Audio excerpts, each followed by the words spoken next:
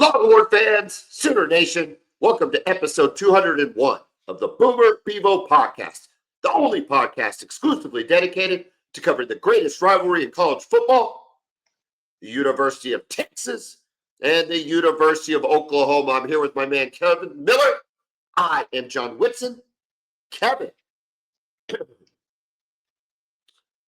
I think we all know what happened yesterday. We're going to talk about it. We all know what happened yesterday. I go back to the hotel room with Alice. We get up. We stop. Well, real quick, let's let everybody know that you were at the game. Kevin, Hold on, no. We're not going to talk about it, but let's let everybody know that's listening that you were at the game. You drove down to Dallas. That's a good point. That's a fair point. That will tie into what I'm going to tell you. I was at the game in the shade. Thank God. Holy crap. Anyway, we get back to the hotel, get some pizza, go take a shower in the hotel. We're hanging around. I do not want to watch football. Like I'm just pissed. I'm in a bad mood. I don't want to watch football. Very nice hotel. Has HBO, Kevin. HBO. And a movie had just started. The Substance. Have you seen The Substance? No. Okay. It is weird. It was up for awards, though. I remember that it was up for awards. Demi Moore is the actress in it. And I just remember, and I'm like, oh, well, it's just, let's watch. It's on. Let's just watch. We start watching this movie. This movie is so messed up. The premise of the movie is that she thinks she's old and nobody loves her anymore, and she needs to reinvent herself. And there is like this procedure she can do where she can reinvent herself. And basically what it does is she takes like a shot or takes a drink or something, and this other person comes out of her body. It's like serious. It's like Alien. I'm not making this up. It reminds me of Alien. It's just like Alien. So she comes out of this body. Now the other person then has to like take care of her while she's not. But the key is every 7 days they have to switch back, or the body of Demi Moore is going to start disintegrating.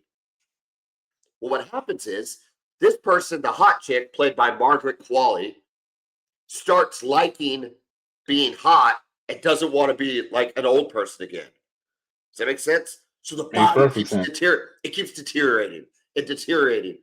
And I know there's a whole lot more to the story, but at the very end, you've got Demi Moore is just a disgusting, awful bag of, it's just the grossest thing you've ever seen.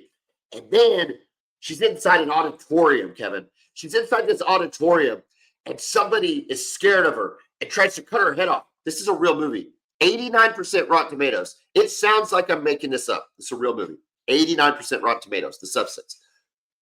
They cut the head off this monster inside this auditorium. I can't make this up. For 4 minutes, blood is spewing out on the audience. A constant stream of just blood. Blah, blah. And people are like, the blood. It was the grossest thing I had seen. Or it would have been the grossest thing I'd ever seen in my life. Except for the performance the University of Oklahoma gave us yesterday at 2:30 in the Cotton Bowl. Kevin, I am saying that a monster spewing blood for 4.5 minutes on a weird audience was more appealing to me as a viewer of entertainment than whatever the hell I saw in the Cotton Bowl by the University of Oklahoma. That's what I'm saying, Kevin. Does that make sense? It makes perfect sense. Yes, I saw the game. You understand that disgusting, artful movie making that I don't even know what the hell it means. I don't even know what the bodies coming out of bodies.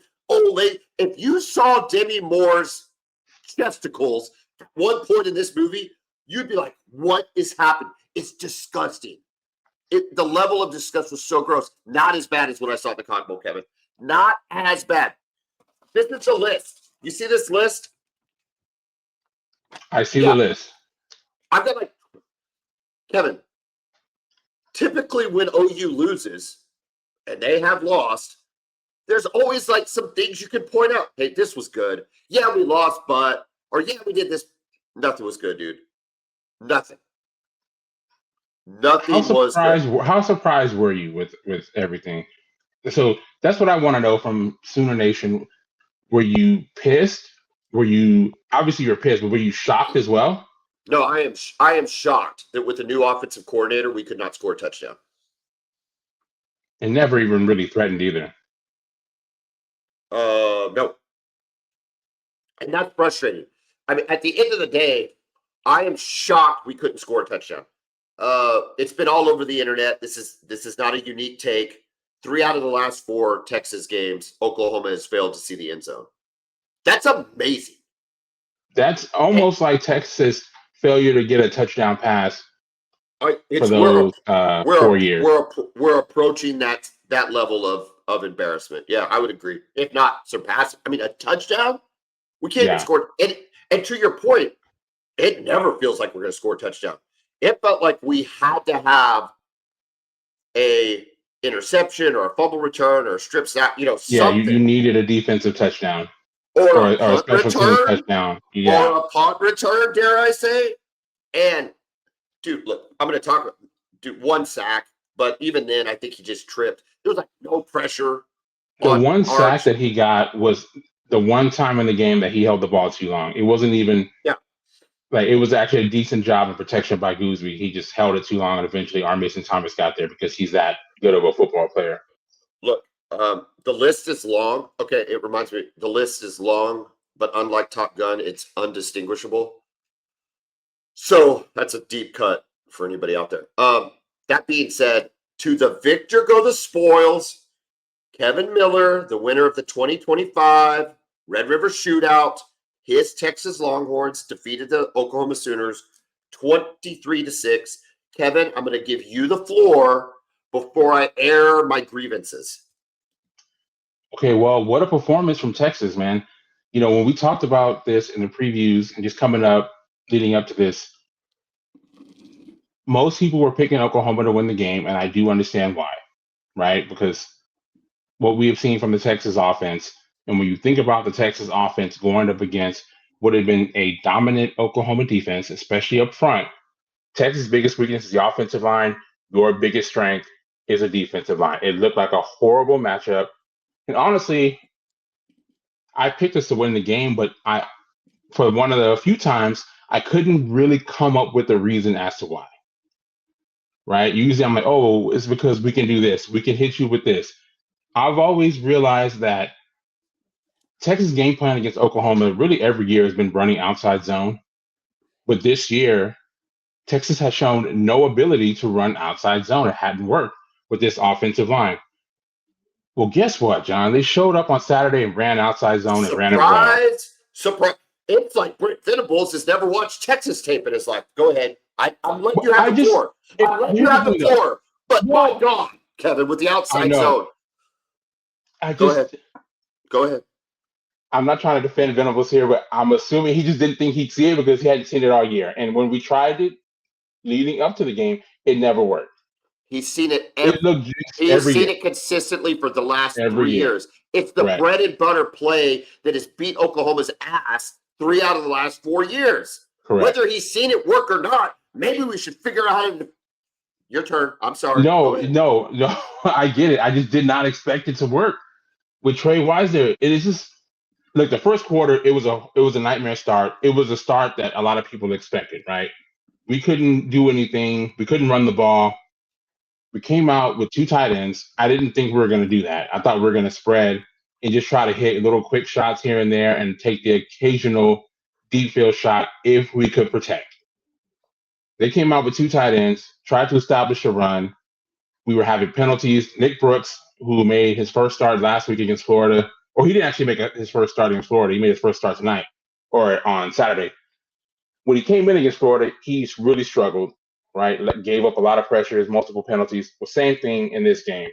He has a false start. He has a holding penalty, back-to-back plays, kills our first few drives. We're doing nothing. You guys get the ball. Batir looked sharp early. He looked accurate. It's like, oh, man, this dude is ready. At least his first couple drives, right? He's hitting accurate on slants. The script was good. Your Correct. script for whatever reason was awful. Yeah, And it was. our script was good. Yes, the opening Yeah, set of plays. Yep. yeah. So again, we can't do anything. I'm nervous because I'm like, man, we can't. Our defense is going to be good, but if we keep going 3-and-out, they're going to wear down, and eventually, Oklahoma's going to score a couple touchdowns or a touchdown, and that might be enough to beat us. But man, they got that running game going, and I still can't believe it. I cannot believe they were able to get the running game going with Trey Wisner on the wide outside zone. We were able to get the ball out quickly, and the offensive line somehow held up. I don't know how, John, they were able to do this, but they got the job done. I want to talk about John Mateer, and I have some questions for you. How do you think? Hold on. Let's start with John Oh, good. Mateer. Let's start with What's John Mateer.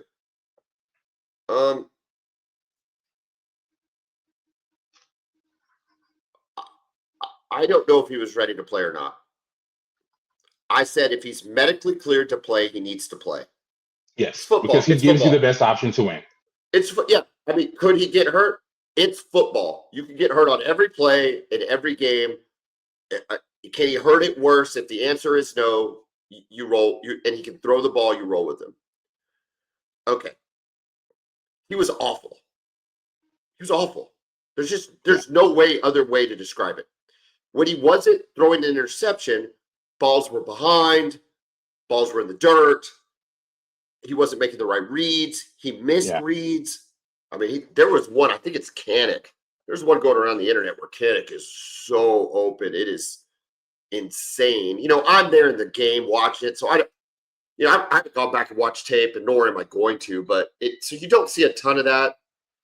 I'm a fan when I'm at those things, you know what I mean? So I'm just you're not breaking it down like that. I'm not the best at that. All that being said, though, you could tell his timing was off.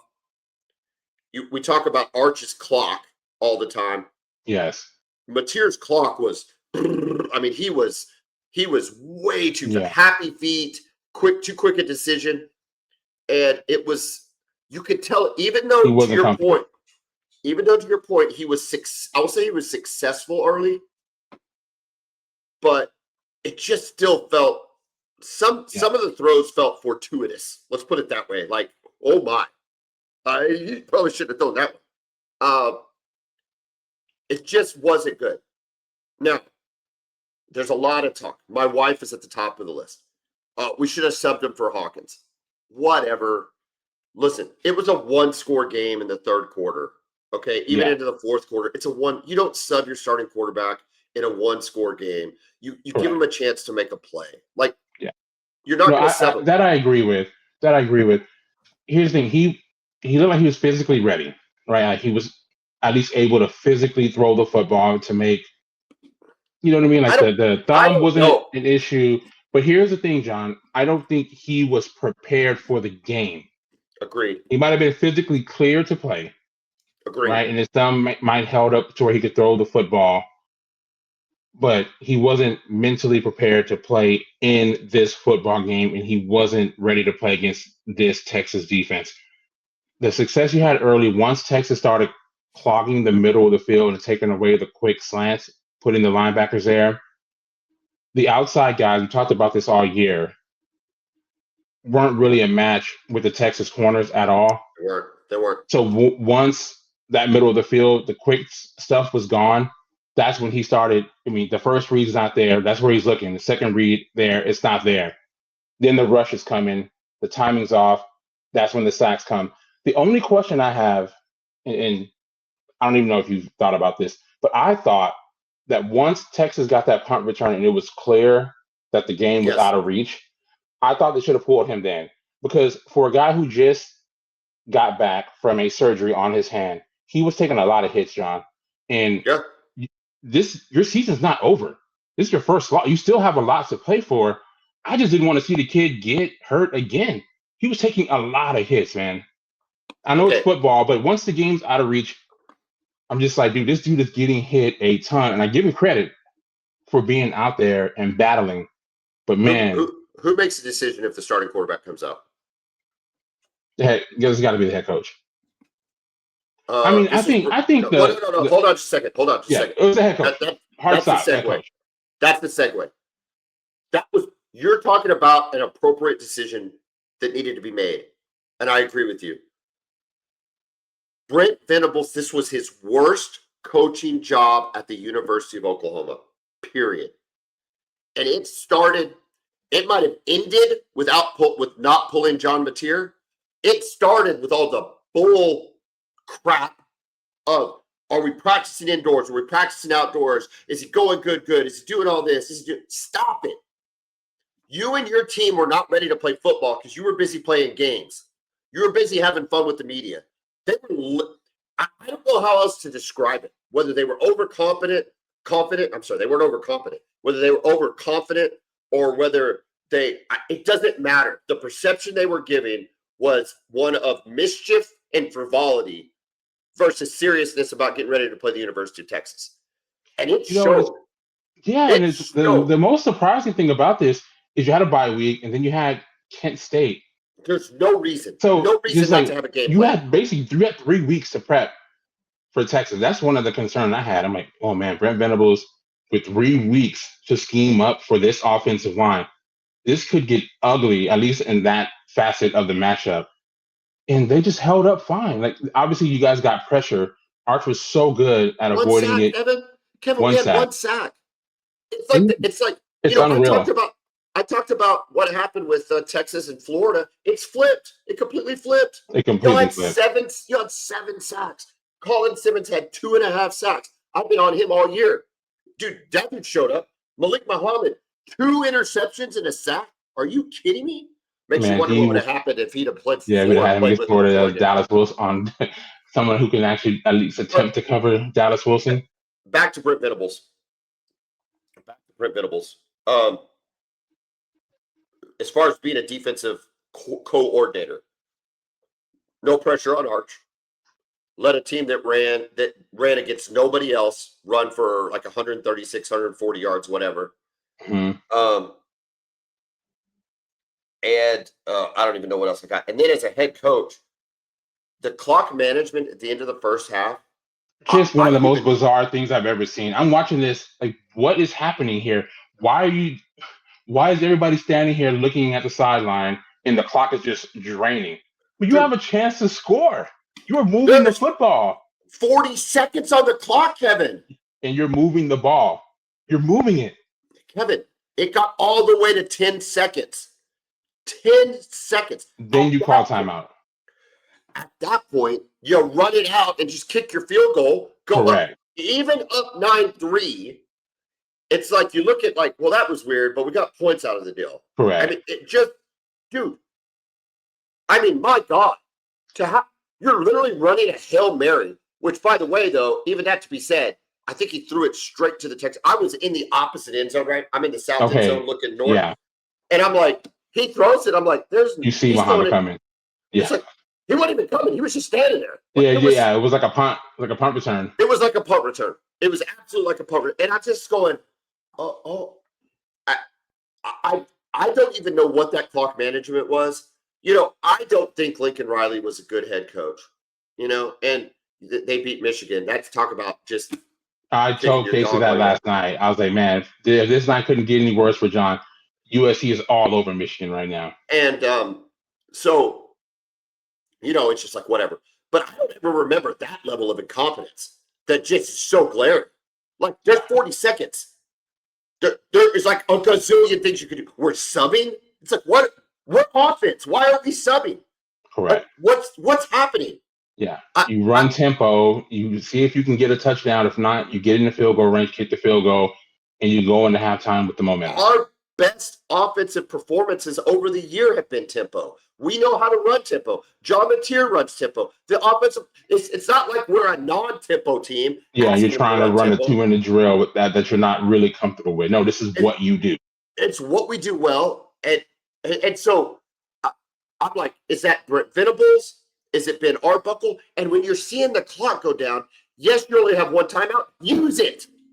Use it. You can't take them with you. That gets to 30 seconds. Use the timeout and go. If it is indeed Arbuckle's fault, it's like, dude, what are you doing? Now let's was reset.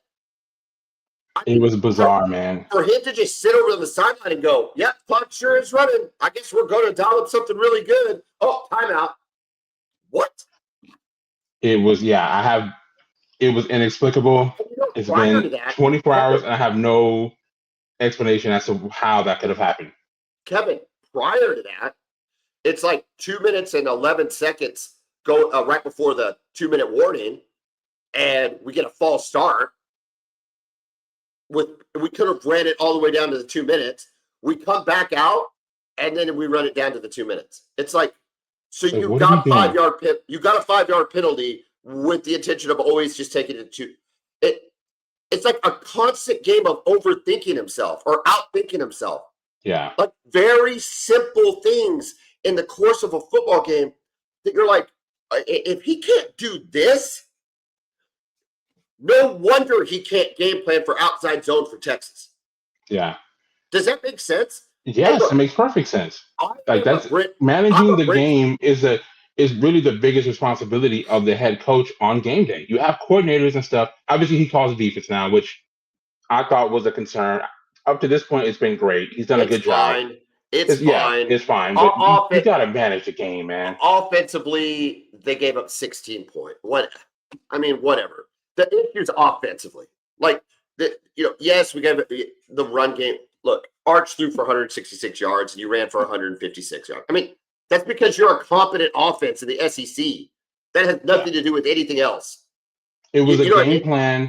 It was a game plan to win the game. Yeah, Sorry. Yes. And I give him credit, right? Because I was all over him saying, and what I said last week against Florida is he's calling the offense that he wants instead of the offense that he has. Okay. Right? What did I say we would not allow you to do? What did I say? Texas will not have the ability to do this against this Oklahoma defense. What was it? Run the football? Long sustained drives. Oh, yes. I just don't see it. Yeah, how? Yes, because we really hadn't seen it all year from Texas.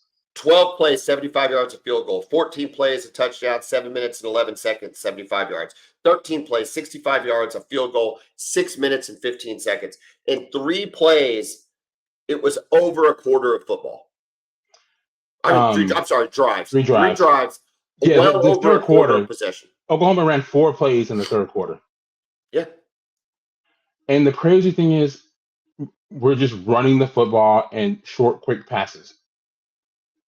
And one of the most bizarre things about this game is Texas on third down offensively.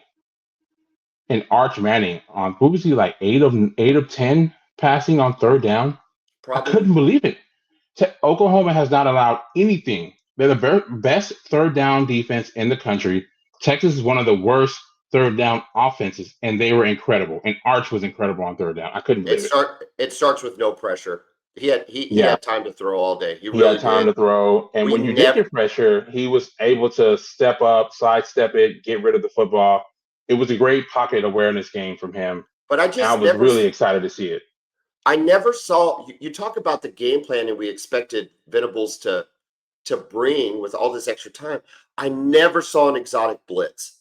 I never saw a corner blitz or a safety blitz or any. It was just they just kept subbing out. He loves to sub, right? On every play he subs.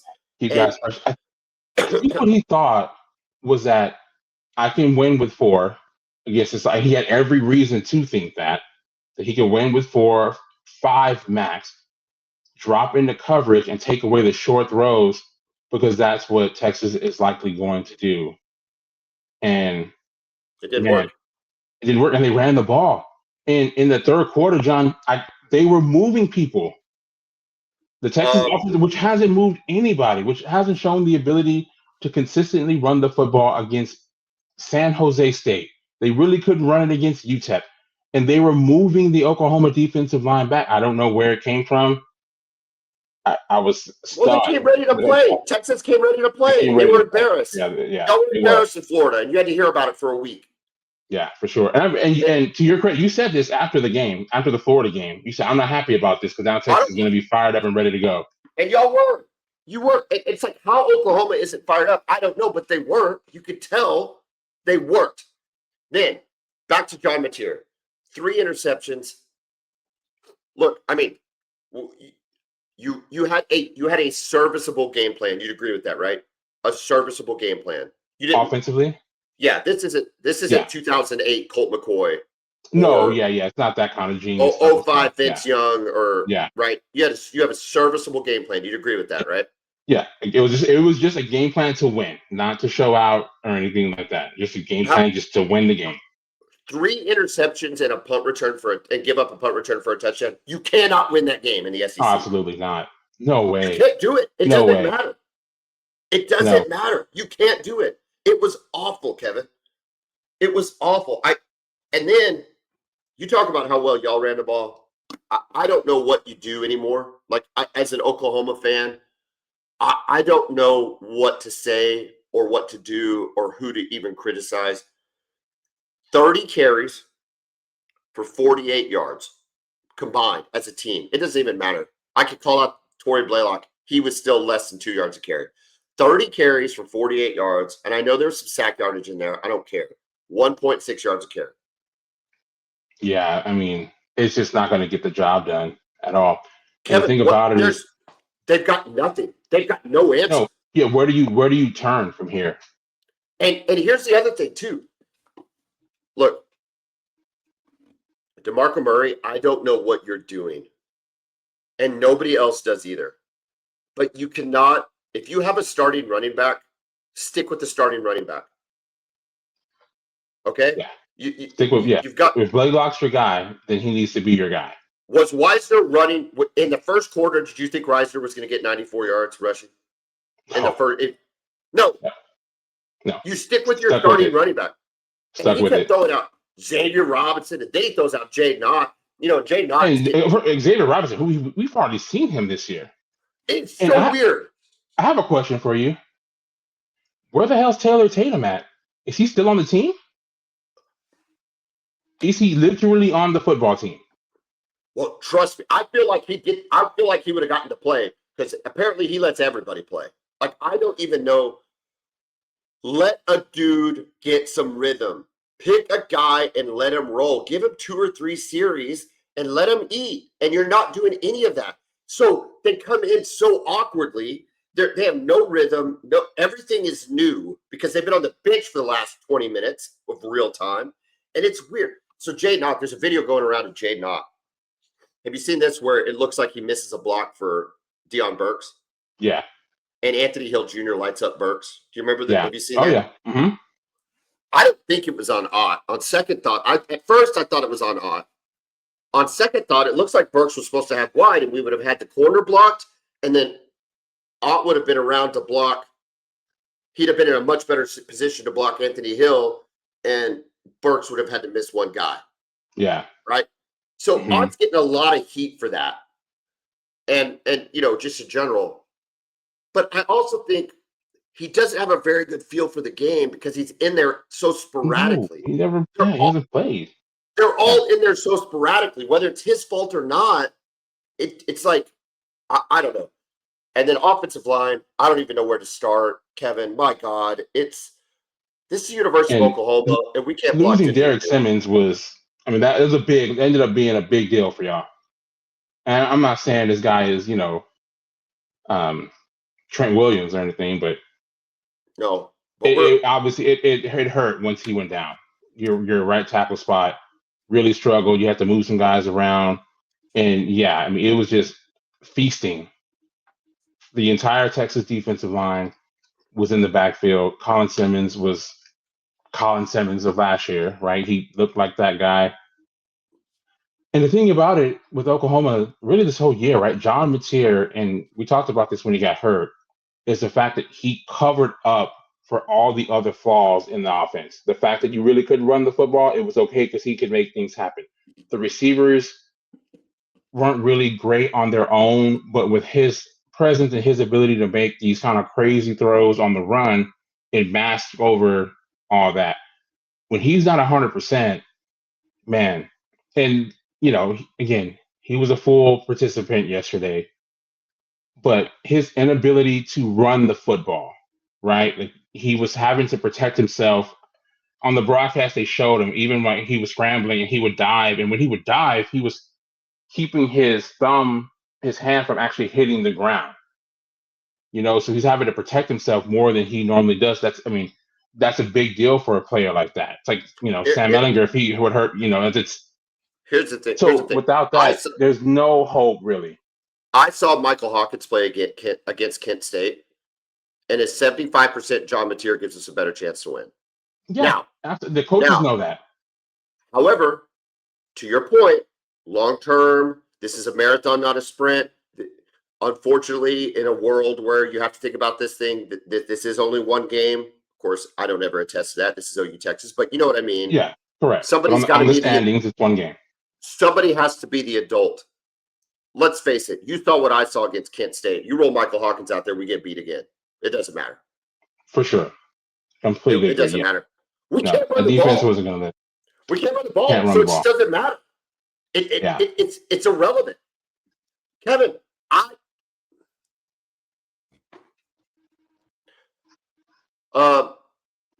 they bring in Ben Arbuckle, and I think the guy's pretty sharp, right? I mean, I think we can take those. He's going to be a head coach at the end of the year off the table. I can't imagine somebody looking at tap the brakes on that. I can't imagine anybody looking at the metrics on that going, yeah, this makes sense. Let's do a top 75 offense in the country and give him the job. So I think it's fine. We got Arbuckle. But the fact that we have Arbuckle and he's not going anywhere means at the end of this season he needs to hire his own staff. I agree. I completely agree. We talked about this when they hired him. Like, if you're gonna bring in an OC, why keep the same running backs coach and the same tight ends coach and the same offensive line coach? I know Bedenbaugh's been amazing. I'm not saying he needs to go. That's more of a question for you.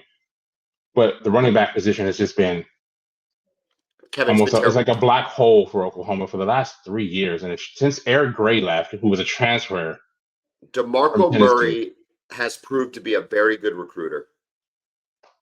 Yeah. Torrey Blaylock was a good recruit.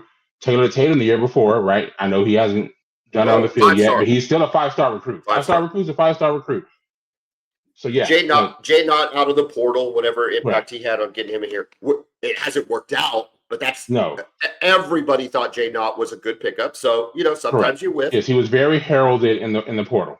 Yeah, sometimes you whiff. That's fine. I do wonder what the indictment level of Jim Nagy is on the Jay Knott situation at this point, but that's neither here nor there. Sure. Ben Arbuckle at the end of the season needs to rehaul the staff. Now, does that mean he keeps Bedenbaugh?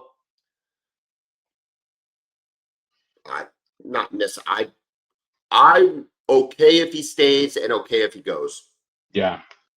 Because we can't run the freaking ball. And we really couldn't even pass protect that well.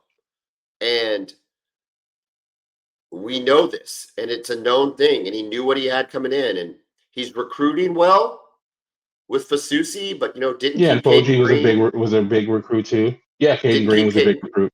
No, I mean, I know, but external stuff with that. But yeah, I hear what you're saying.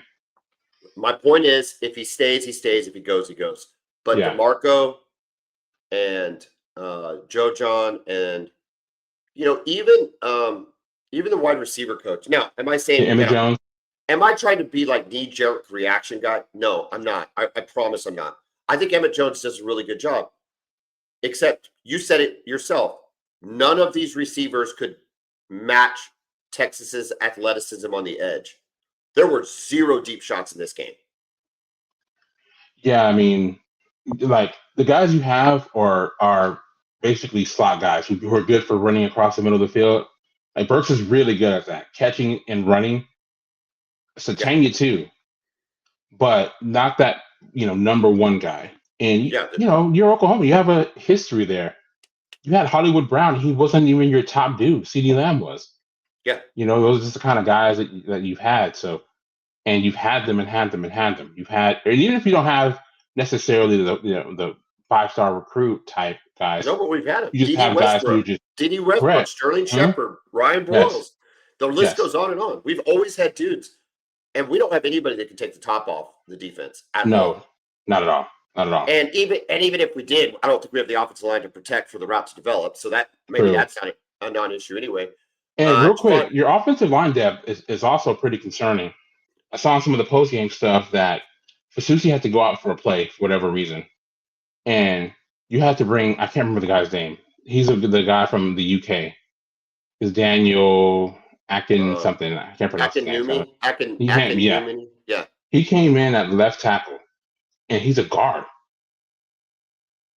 He's a guard. He's only played guard, and he came in the game and had to play left tackle for a snap when Fasusi went down, which means Fasusi cannot get injured. He's already been banged up some. Yeah. But if this Simmons thing ends up being a long-term injury, which I hope for his sake it's not, but that's very concerning going forward because you've got a lot of football left to be played. Well, so real quick, the University of Texas who won that. This has been a lot about OU losing the game. I don't care. I think OU lost the game. Texas won the game. They did what they had to do to win. They get the golden trophy. Arch gets a win. Sark is 3-1 against Oklahoma. Nothing I can say is taking any of that away. I'm just saying we played so bad. It's so bad. So that's number one. Number two, we have to go on the road to South Carolina. Now, South Carolina is no juggernaut. No, they're not. They're really struggling this year. They're really struggling. It is on the road. I still expect us to win. I don't know what the line is. I haven't even looked. I do expect us to win, but fine. After that, dude, it is team after team after team. Look at Michigan. Michigan is clearly not some national title contending team that we beat. I think we knew that, but now we really know it. Auburn is terrible. Auburn might lose every game. Hugh Freeze is probably fired at the end of the year. I don't know. We'll talk about that Georgia game. We're going to talk about that later. Yeah, well, I didn't watch it. I know you didn't, so that's why I'm going to tell you about it. I am. So my point being is, if Texas is the best opponent we've played, and maybe they are, and we can still agree. Texas is a better football team than Michigan and better than Auburn. Okay. I have no doubt in my mind of that. I don't disagree. But my point is, offensively, y'all aren't very good. No. It's not a great offense. No. 166 yards passes, 150 yards rushing. Serviceable, did the job, outside zone, blah, blah, blah. Winner, chicken dinner. Like, I'm not taking credit away. What I'm saying is, dude, Ole Miss is a crap ton better offensively. Now, they struggled against Wazoo. We'll talk about that too. But, I mean, Ole Miss, LSU, Alabama, Tennessee, Missouri. Like, oh my God. I don't care how good it doesn't get any easier.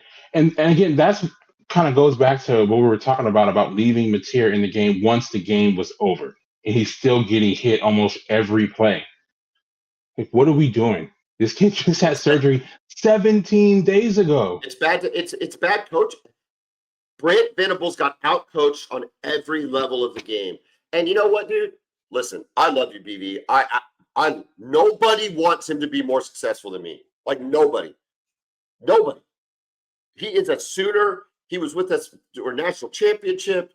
He was with us all those years. He's a great dude. The dudes he's developed and put into the league, his reputation, all the things. You can love a guy so intensely. Like, I really, really, really, really like this guy. Dude, you have to beat Oklahoma. And right now, you've got a worse record than Gary Gibbs. Yeah, I mean, and Gary Gibbs got fired. Gary Gibbs losing to Texas, and two of those teams, and 2 of those years, they were on probation. Yeah, yeah. I mean, you when you're at Oklahoma, losing to Texas is not acceptable, especially like 3 out of 4 times, and looking completely inept while doing so. Now, look, we turned this thing around a little bit, right? Maybe this is the kick of the pants we need. Again, I don't know what you build on from this is my concern, right? Like, yeah, well, I mean, we got beat, but man, that running game really started to click near the second half. It was just a little too, we got beat, but man, Mateer was really slinging the ball around, and we just, we got to do none of it. Well, I don't know what we're building on. And you talked about it. We don't have the depth at offensive line. Okay, whoever's fault that is or whatever, it doesn't matter because we're about to make the stretch of all stretches. this backstretch of football, compared it to Florida or whoever else has a schedule like that. So I don't know, man. Listen, it's concerning. It's the worst game Brent Venables has coached. It couldn't have come at a worse time. My thoughts are we got our ass kicked. And part of it was we kicked our own butts with some just very poor decision making, really bad game planning. And yeah, sure. You might say, normal people would say they're not taking away anything from Texas. I'll take a little bit of it away. Your quarterback had 166 yards. Like, Yeah, but we man, can't beat a team with a quarterback throwing 166 yards. Yeah, our game plan was just do what it takes to win the game, right? I muted that, by the way. We just needed enough points just to get the win, and we knew it wouldn't take much because the OU offense was not going to be able to put up a lot of points on the Texas defense. I was sitting next to Tyler McComas from the ref, and we Okay. went up 3-0. We went up 3-0, and he turned to me and said, "I'll take it for the rest of the game."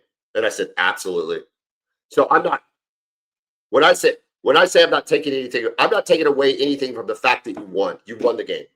I'm just saying this wasn't some masterful masterclass by Sark, other than he didn't make any mistakes that were so glaring that the mistakes that Brent Venables made starting last Sunday. So whatever, dude. Real quick though, I do got to show some love to Arch Manning for being lights out on third down.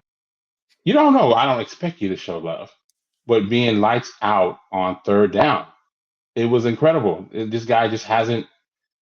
It was the best performance he's had, not from a numbers standpoint, but playing against a good defense, a good defensive line, navigating the pocket and making some tough throws. The throw he made to Livingstone on the corner route there on your sideline, we were backed up on third. I mean, you want to talk about an NFL throw. It's one of the best throws I've seen a quarterback make all season. It was outstanding. And we've seen him do things like that this year. So I'm really happy for him. That third quarter, John, I just didn't expect it at all. Just to run 26 plays and 140 yards in the third quarter, and Oklahoma ran 4 plays, removing the Oklahoma defensive line. I couldn't believe it. And the punt return goes down as one of the best plays in the history of the rivalry for Texas fans. I can't imagine how loud the stadium was when that happened. There was a slight block in the back, I will admit that. I'm obliged to bring up the block in the black. Yeah, it happened. It happened. There's no denying. And it was a 1-point score, a 1-score game at that point. I guess things could have changed. You'd have been backed up into R. Things could have changed. But at that point in the third quarter, or that was in the fourth quarter, it was in the right? Fourth, yeah. At that point in the fourth quarter, I never thought we were going to, once we got down, I just never thought we were going to come back. Yeah. The punt return for me was like, there you go. That was it. That was it. The block in the back was whatever. Crap like that happens on every play. You know what I mean? Like, I'm not going to get all butthurt about, whatever. It's maybe if we'd have shown some fight or something, I'd be like, man, we were really close, but it didn't. Dude, we scored 6 points. You can't beat anybody with 6 points, Kevin. You don't deserve to beat anybody with 6 points. No, you can't. You can't get outscored 20-0. And y'all are a good defense, but you're not that good that you're holding teams to 6. Yeah, correct. No, not competent teams. Not competent teams. No, you're not. Even Ohio State with a very conservative game plan, they got to 14. Yeah. And that was with a conservative game plan. And they didn't kick a couple field goals that maybe they should have, if I recall. Yeah. I think they went for it a couple times. They did. Look at whatever. All right. And how about that bust on the touchdown in the third quarter that was kind of right by you? The Texas touchdown to DeAndre Moore. There was another one. There was on the play before that. Who's 84 for you guys? Jordan Washington, the tight end. He was wide open in the end zone on the play before that. Yeah. There was a bust before the bust, I guess is my point. Yeah. Like that secondary they got twisted around, man. And I don't know if it. I warned you about the secondary, man. Yeah, and Well, I thought Peyton Bowen was pretty good today, though, or yesterday. yeah, He again, made a nice play to break up the pass in the end zone. You gave up 16 offensive points. I'm not going to sit Yeah. here and beat the defense up. Now, I will beat up the defensive scheme in terms of not putting any pressure on Arch. Like I think that could have changed the game and maybe created some turnovers. The fact that we don't create turnovers in this defense makes me question how good they really are. Maybe that's a amateur way of looking at it, but I just feel like maybe we should have a turn. Hard, right? Because sometimes you need them to elevate. Because if the offense is struggling, it's like, I know you guys are playing really well, but man, if you could please just make a play. Like Texas needed that punt return. That needed to happen for Texas, right? Because the offense, because we're going up against a really good defense, while we played better than I thought we would, still not enough to take full control of the football game, even with the turnovers. It was right? a 1 point. It was a one possession game. So we needed that punt return, and I think that's what caused the emotion from the Texas fans in the stadium, because I think we all knew that finally can take some of the pressure off, and it felt like that was definitely the nail in the coffin. So let's look at the rest of the college football slate real quick. Before we move on, and I hate to do it to you, man. Oh no! But the hat's coming back to Austin for 2 straight years. Oh man! Yeah, I love you, man, but I had to do it. Yeah, and I will pay my bet off. Kevin will get a Coke Zero and a cookies and cream Hershey bar, and he will love it. I will love every second of it. I will. I love this thing. This is the thing. It's like the real golden hat, man. Yeah, it makes the hat look like a kid's hat. Yeah, you make it look so small. It is a small hat on your big ass head. That is true.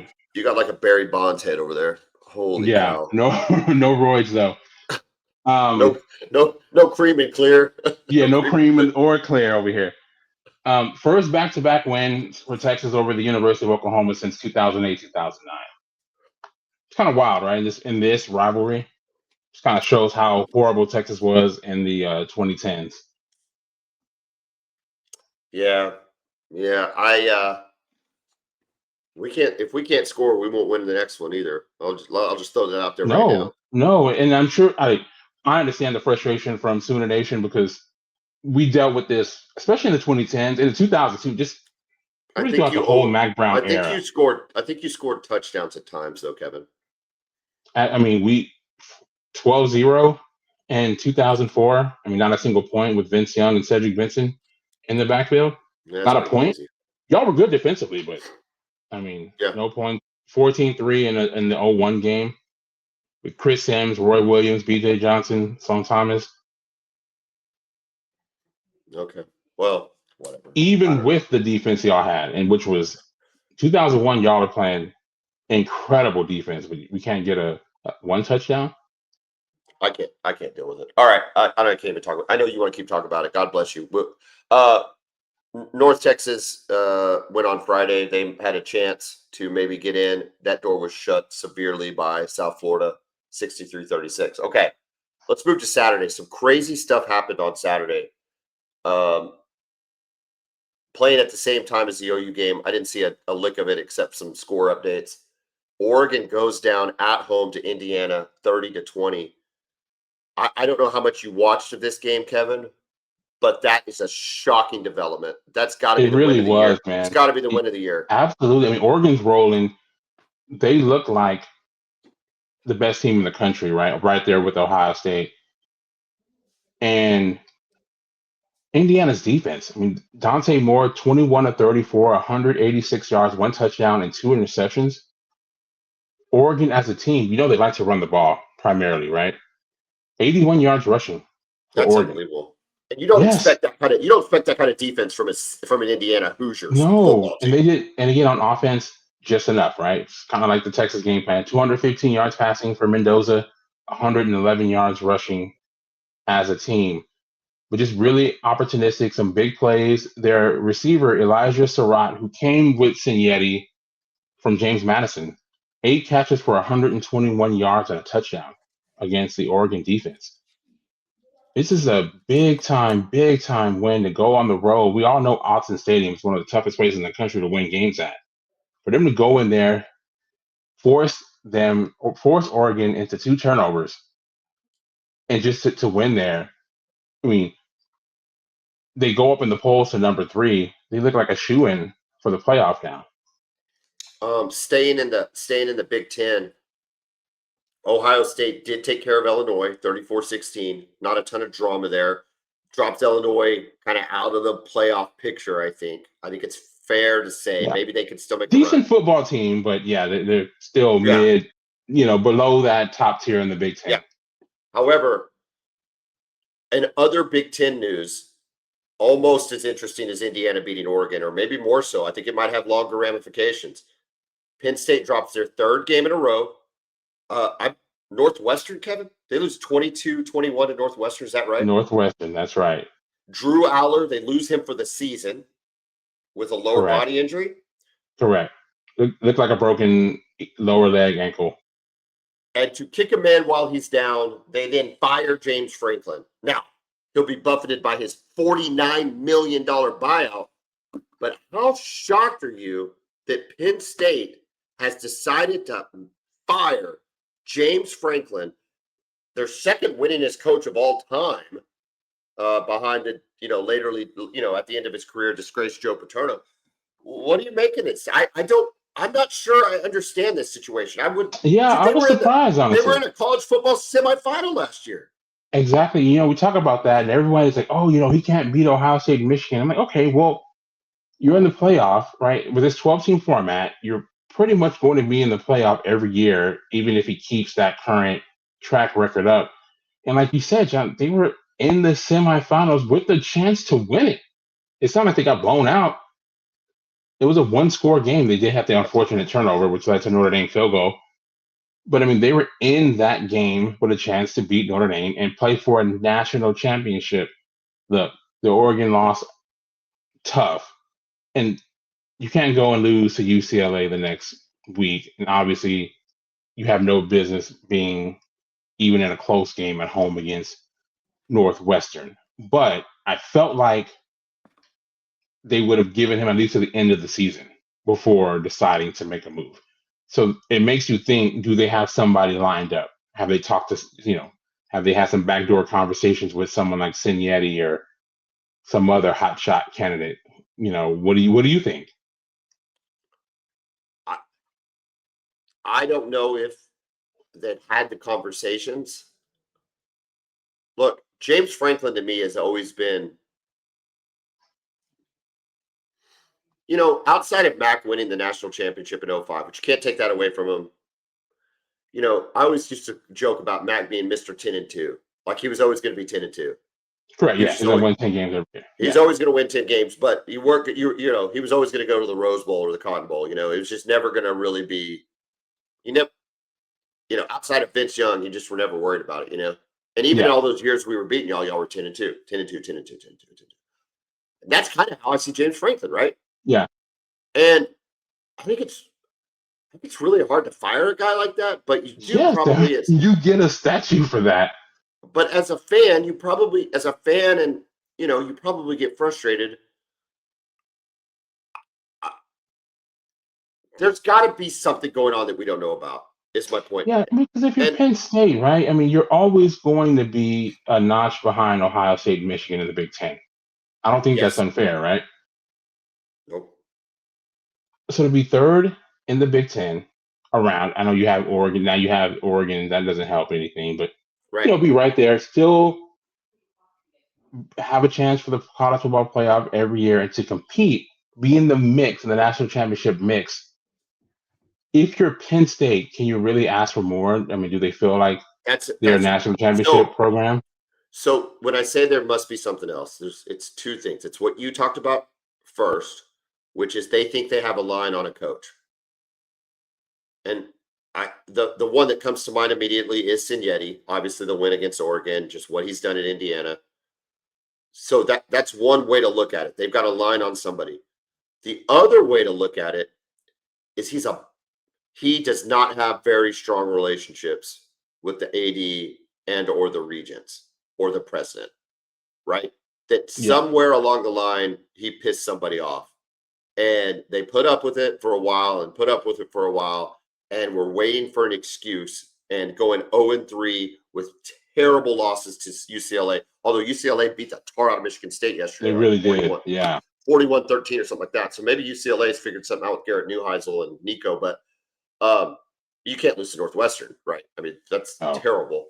And so they saw their opening and they took it. I think it's weird. I really do. But they look at Penn State maybe and they go, we don't want what happened to Penn State. I mean, I'm sorry. They look at Florida State and they go, we don't want that to happen to us. We don't want to be stuck with, a year of mediocrity. We got to make a move now. I just don't know because I don't want to turn this into a whole Penn State thing. That's Penn State. No, but file that away though, right? Because I'm curious to see how this unfolds as a college football fan. Do they have an upgrade? If you're firing a coach, you need to have an upgrade.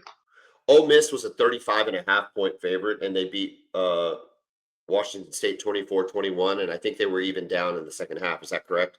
Oh, yeah, they easily could have lost this game, John. Yeah, I don't even know what the hell that. I don't even know what the hell that means. Washington State's not a very good team, right? No. They were 3-2 going into the game, and yeah, they were in it the whole time. Is this just one of Lane Kiffin's fall asleep games, and like they did against Oklahoma last year? Yeah. I think so. Yeah, they were a little bit sloppy. I mean, the numbers, if you look at Chambers' number 20-29, 253 and 2 touchdowns. They ran it well, but they were moving the ball, but they weren't finishing drives.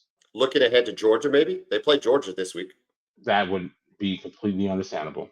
Okay. I'm a college football player there. A&M beats Florida 34-17.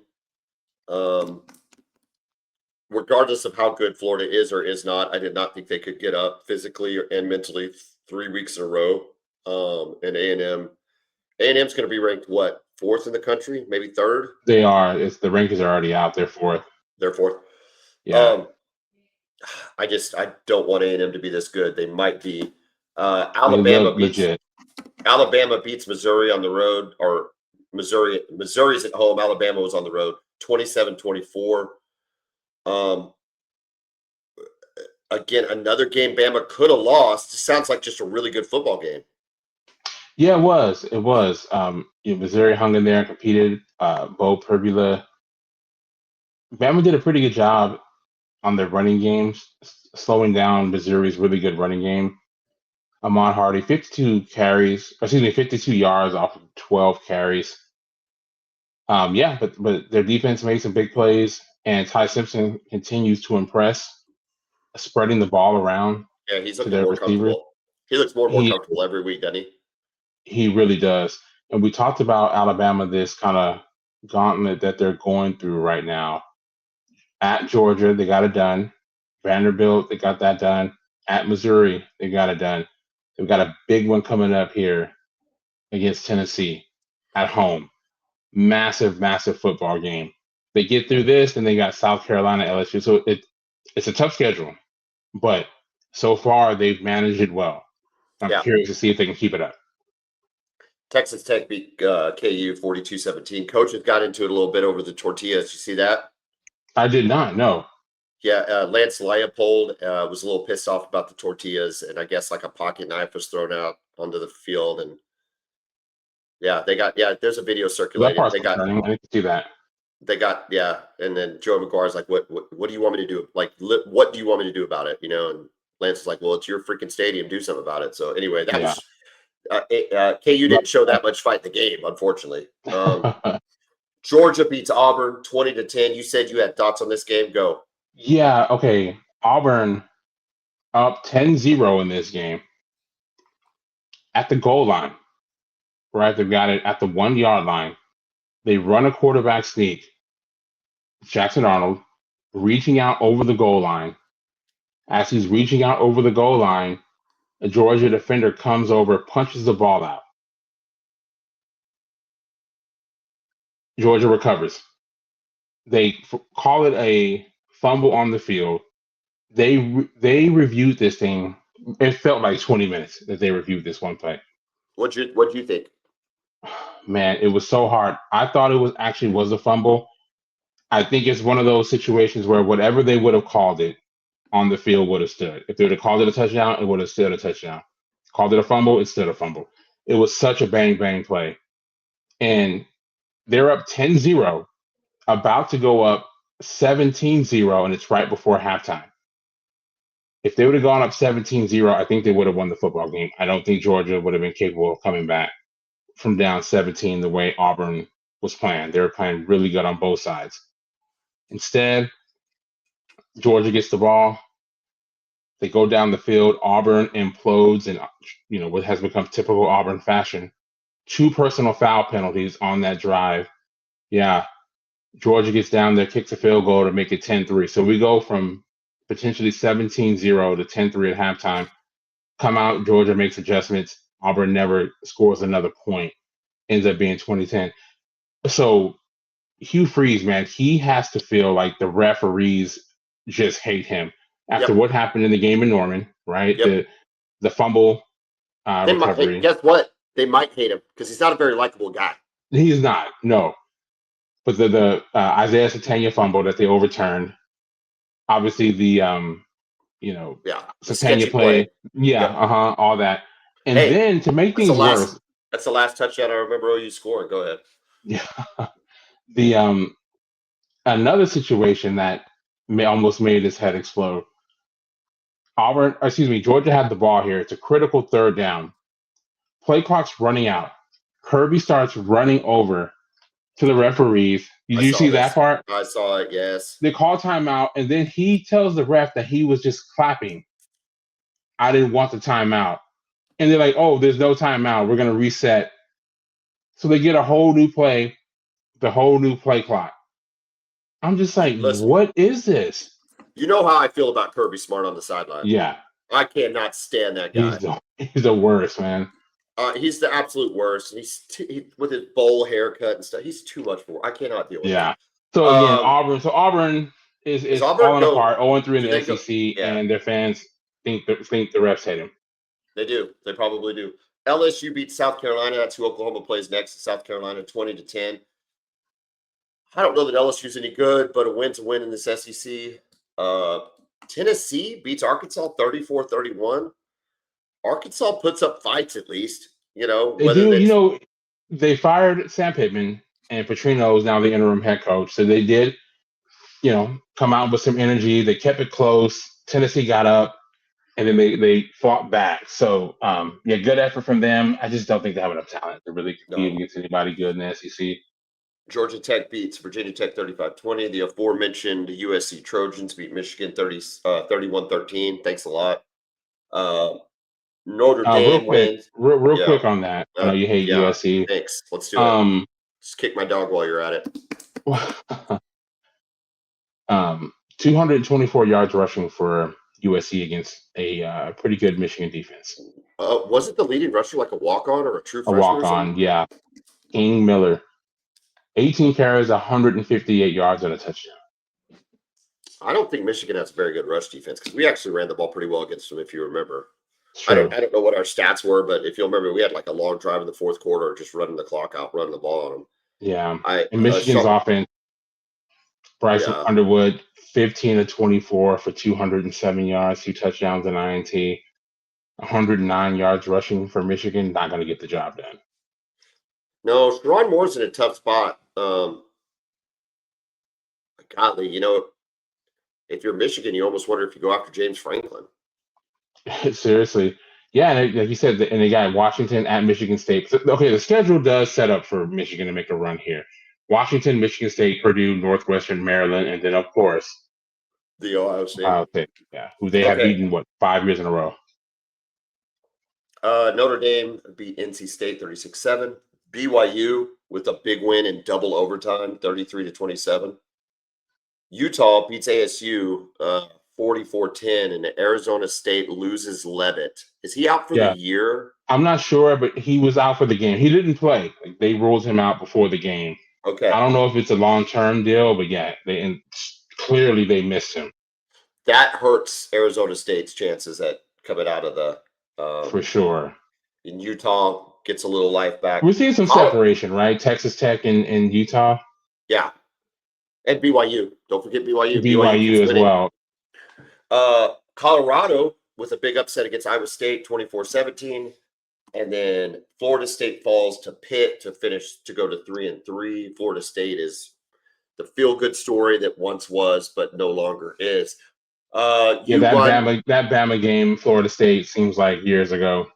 I know. See, Florida In State, week you're doing it wrong. When you're mediocre, like you are right now, and we were last year, you want it near the end of the season so it stays feeling good. Yeah, now it feels good. You want something to feel good about. Now you're just pissed off you ever saw it and thought for a minute your team was any good, right? Now you're just mad about it. Real quick, you talking about BYU, the Big 12, with those top 3 teams. Holy War coming up this week. BYU and Utah. I got to tell you, I'm kind of disappointed that game day went with Georgia Ole Miss, right? Well, I guess it's 2 undefeated. Well, Ole Miss is undefeated. Correct. And Georgia just has the one loss to Alabama. Who else do we have? Is that it? Let's see. Yeah, let me look real quick. While you're looking at that, hold on, you get that put together. I'll just go over our standings real quick. You had Texas, I had Oklahoma. Loss for me, win for you. Indiana, I actually got that. I had Indiana covering, and they did. A&M, I had A&M covering, and they did. We both had Ohio State. You had Bama. I did not. You improve with a 3-2 record this week to 13-21-1. Kevin, are you ready for this? Pulled a 500, 16-16-1. What's happening here? What is happening here? Well, listen, I would gladly take an L if it meant getting a win yesterday. So don't think for a minute. I would go 1 in however many games we pick all year, but that's not to be. I understand that. Okay, real quick. This upcoming week, notable game: LSU and Vanderbilt in Nashville. And then we y'all play Kentucky. We play Kentucky at night. Oh, you play South Carolina. Yep. Yeah, and you guys it's a night game. I wish it was a 2:30 game, but it's a night game. You guys have 11:45 kickoff on the SEC network. That's about right. That's what you get when you're. We do have a point spread, by the way. According to ESPN, I'm seeing OU -4.5. DraftKings currently has it -5.5.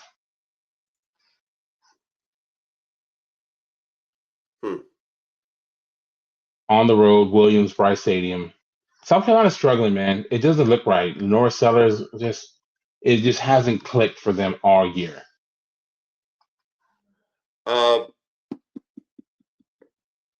This Obviously, is our last. Ole Miss, Georgia, like you said. This is our last game that we should win. Yeah, you have to win this one. Every other game is a can win, might win, or probably won't win, right? Depending on the opponent. This is a game we should win. And we don't win this one, and the season gets out of hand quickly, I think. It can all fall apart if you don't win. You got to win this one. You shouldn't panic at 5-1. You're still ranked 14th in the country. But not being able to score a touchdown has me like. Correct. And is Mateer going to feel better? Like, is his, I mean, look, I'm telling you, the dude is tough as nails. But he's grabbing at his hands bleeding. I don't know if you saw that. He's got blood all over his pants. Dude, he'd feel better if he could turn around and hand it off. I didn't even mention this. You ready for this? You ready for this, Kevin? I didn't even mention this. In a post-game gaggle in the tunnel of the Cotton Bowl, Arbuckles asked, why couldn't you get anything running on your run game, and what are you going to do to get something going with your run game? You know what he said? Oh, man. And I about took my laptop and threw it across the room. What did he say? He said, I thought we did good things on the ground. Okay. What did he see? Is he out of his mind. Is he? It looks like it. I mean, again, I've been watching. I haven't seen the film at all, but I don't know what he How, saw. I don't know. what kind of self-delusion crap is that? Yeah, does he Like, feel like, oh, okay, well, this didn't work against Texas, but maybe it'll work against South Carolina? it hasn't worked against anybody, Ben. You can't run the ball against anybody. Hey, Yeah, and that's fine. If you've got to go full air raid like we did against Auburn in the second half, it's time to pull the yeah, band-aid off and go, bro. yeah. Do what you have to do to win the game. Don't sit here and try to tell me that the sky's green when I'm watching what I'm watching. Y'all can't run the ball for. This is a listen. Normally, I do a pretty good job not cussing. I'm having a hard time because about the only words to describe what I saw are explicatives, Kevin. Yeah. Explicatives, cuss words. Real quick. Also next week, Tennessee and Alabama in Tuscaloosa, 6:30. Also at 6:30, USC at Notre Dame. It's a huge game. Oh yeah, that's a good game. And then Missouri and Auburn, and again, like you mentioned, the Holy War, Utah at BYU. What time is that game? 7:00 on Fox. Oh man, it's BYU undefeated, 6-0, and then Utah 5-1. Their only loss being to Texas Tech. Golly, that's gonna be. Those are good games. Yeah, it's going to be a good weekend. We're gonna have good games to pick when we get there. Kevin, it was a crap hole Saturday for me. Did your beautiful bride have a good birthday today, despite the loss yesterday? She had a great birthday weekend. Hung out with the family all day. We're downtown. The Thunder had a fan festival down there today, which was fun. So we got to do that. So yeah, it was a good day. Other than the game, obviously she wasn't happy about that, but other than that, it was a great weekend for her. How about you, man? Obviously, just taking away the game completely. How was your birthday weekend? It was good. Yeah. Just, good to hang out with the wife. Go down to Dallas. You see a bunch of friends that you see every year. Yeah. We stay at the Omni, which is just OU Central. It's a real. What? Speaking of like the week that was, big shout out to the ref for helping us out on Wednesday at the Perry Spencer. really thankful for his help. I mean, dude, really hooked us and his up, support of the podcast since its inception, really. And then everybody that showed up was great. And then I got to get on the air a lot this week, so that was a lot of fun. It turns out all of my takes were wrong, so I might not be invited back, but that's okay. Well, it's not like you were alone in that. I don't think I was all out the Sooner Nation, I don't. and even I don't think I was out on a limb with any of them, really. I pretty much had stolen them off of I mean, somebody else. a lot of people were with their scores, 31 to. I'm like, how are you guys gonna score 31 points? I didn't think we were gonna get there. Not you. Just some of the things I was hearing from people that I actually like. I just don't think we're not going to run the ball. We're not going to run the ball this year, so we might just call especially now if Mateer is not going to be a big factor in it. If he physically can't do it, because if he's running the ball, he's going to get hit on his hand. You can't protect it either. It's just throwing hand. I don't know. I'm discouraged, Kevin. You are encouraged. God bless you. I am discouraged. Did y'all get into the ratings with a win or rankings with beating us? 17 actually. And we're at 14. Is that right? That's right. Real quick, shout out to Trey Wisener. That's probably more accurate than 6 ever was. Yeah. 5. Gotta give a shout out though, Trey Wisener. Just being a warrior, not 100%. Just kept running and running and running and running. Shout out to Trey. How about the hit he took from David Stone? That was a monster hit. That was that kid. Seriously. He about killed that kid. I mean, we're talking about an explosive athlete at 300 pounds catching Wisener in the air. So yeah, big time hit. David Stone's a good player, man. I think he's the best player in your defensive line. Him and well, really the 3 guys on your interior. You have several. You have 4 that are really good, but Jaden Jackson, Stone, and Grayson Halton, I think are your best 3. Dominic Williams has become your 4th. And he's a good player too. So when you have 4 like that, you're surprised, man. That we just expected them to dominate the football game, and it just did not happen at all. Yeah, but like you said, it's like what we talk about with our Sark all the time. The arrogance. Yeah. And it's like Venables displayed an arrogance this week that's unnecessary and not justified. And it showed in the game plan defensively. Yes, our 4 guys up front should be able to get pressure on Arch and stop the run because everybody else has. However, that doesn't mean you don't throw some exotic looks and blitzes to keep everybody off guard so that we don't know where it's coming and maybe something crazy happens out of it, or we get some tackles for losses, or maybe we throw a ball up in the air, or we do something. Yeah, I mean, and that's there what wasn't even Venables is known. That's what he's known for, Kevin. Correct. That's what he does. There wasn't even a turnover-worthy throw from Arch. No. They never even threw it in traffic once. No. Arch never put the ball in trouble. Dude, listen. Materia had 3 other throws that should have been intercepted. Yeah, he should have had at least 5, maybe even 6. Yeah. So whatever that means. Look, I'm having a hard time unseeing what I saw. I'm not even going to mention the flashbacks I'm getting, but I'm getting flashbacks last year. So it's just like, I don't know, dude. I got to recover from it. And Kevin, again, it was real quick before we end. Go ahead.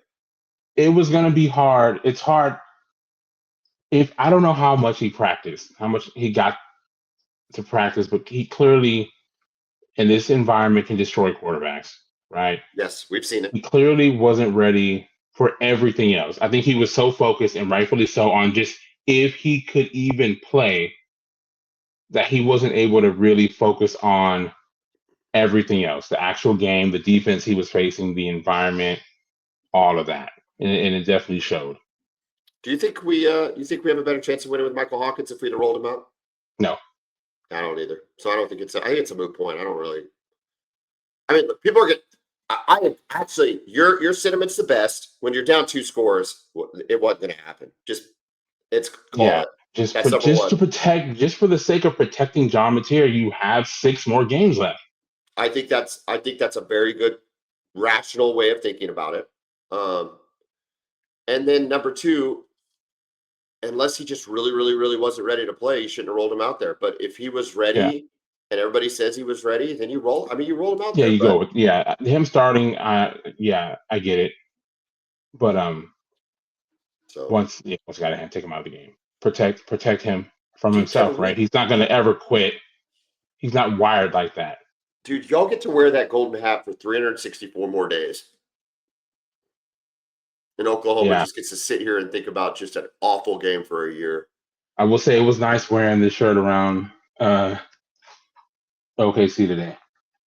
Oh, I bet it was. I tell you what, I brought a blue T-shirt, and that's what went on at the hotel because I can't do it. I just get so mad about it. I get it. I just get so mad about it. I'm not turning my back on anybody. It's not that. Yeah. But I'm not peacocking around in an OU hat after getting our ass kicked 23-6. Not going to happen. I get it. I don't need it. Yeah.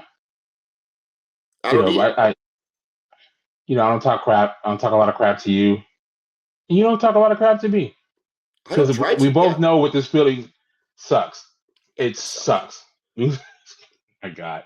And living here, especially in Oklahoma, I mean, since I've been here, Texas has lost 17, 18 in the Big 12 championship game, 19, 20, and 21. That's a lot of losses. 22. And then 23. Yeah. Yeah, and then 23. Yeah, well, at least y'all scored touchdowns in them. Kevin, have an amazing week. Congratulations on your win. And we'll get together later this week, preview week 8, and Texas at Kentucky and Oklahoma at South Carolina. Have a great week. Boomer! Welcome.